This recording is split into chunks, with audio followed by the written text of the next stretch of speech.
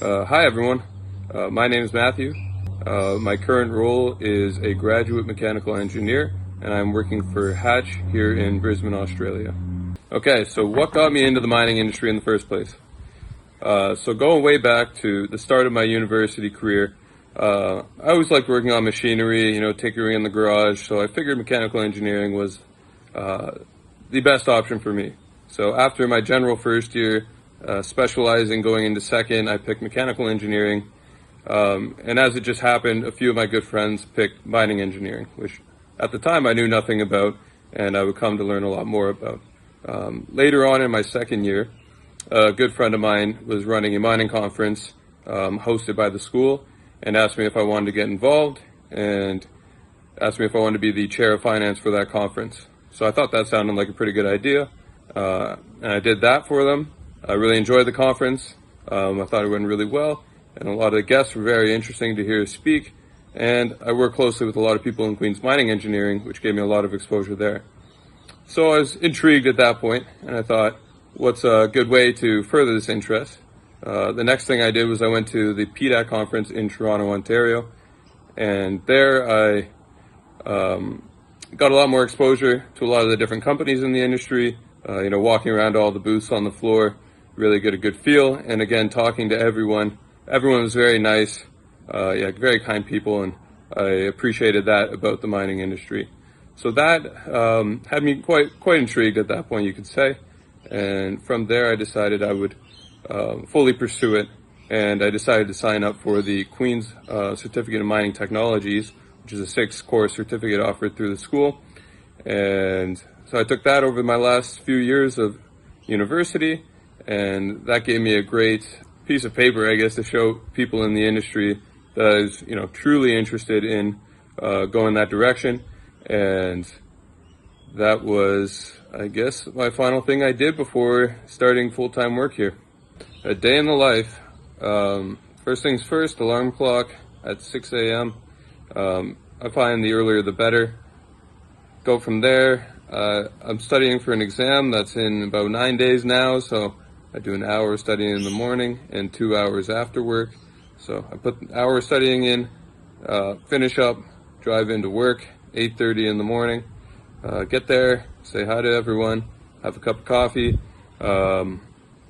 start working if I have something from the day prior, continue on with that. Most of my work currently is focusing around PNIDs, which stands for Piping and Instrumentation Diagram.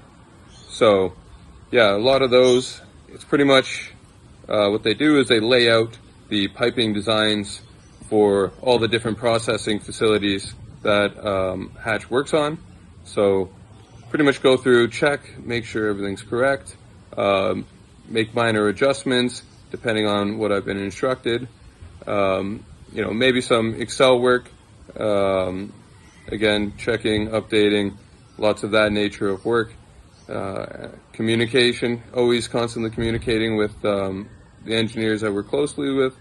And yeah, put in a good hard day, clock out at 5 p.m. and come back home. And as I said earlier, a few hours of studying, maybe some reading, watch a bit of YouTube, and that's my day.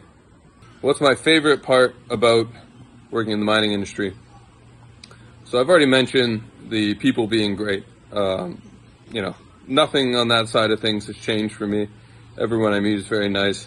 A lot of the social events, the conferences are always well done, and there's always very interesting people to talk to and listen to at the speaking events. So that's great. But what I've found more recently is the travel side of mining. It really affords you the ability to travel anywhere in the world, and because again, mining is as worldwide as you can get. You can go to Africa, you can go to South America, you can come here to Australia, Canada, anywhere really, there is mining. So for me, I worked back in Hatch in Sudbury, Canada, and after graduation in early 2023, I traveled a lot of the world with my friends. And after that, I thought, what a great idea it would be to continue traveling and continue seeing the world while gaining industry experience. And so I I talked to people back at Hatch Canada and got a sit down with a few members of the Hatch Australia team, and through that was able to arrange a position here in Brisbane, Australia for when I finish my travels. So yeah, ended the travels, came here to Brisbane, and I've been working here for about 5 months since then. It's been awesome. First time living and working in a different country, but again, been loving every second of it, and who knows where I'll go from here. Again, the industry can take you anywhere. If I could change one thing about the mining industry, what would it be? For me, the number one thing I would change would be the public opinion. Especially back in Canada, I went 18 years of my life without ever really hearing about it. Turns out mining is a huge industry in Canada. It's one of the main providers of capital. It's one of the main things that brings money into the country, although it's one of those things you never hear about. And when you do, it's typically a negative opinion about mining. So that would be the number one thing I would change. Here in Australia, it's quite different. It's much more widely known that there is lots of mining here, and that is a big income source for many, many people.